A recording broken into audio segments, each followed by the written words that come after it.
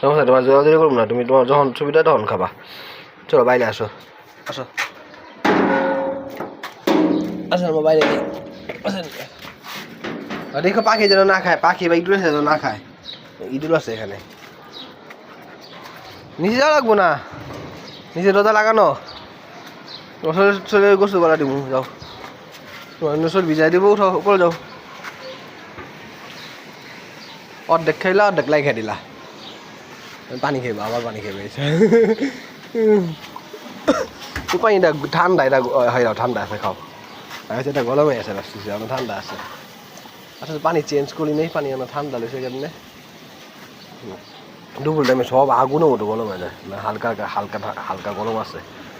খাও, ঘরেরটা একদম ঠান্ডা, ওটা রোদ পড়ে নাই। পাগলা যাও,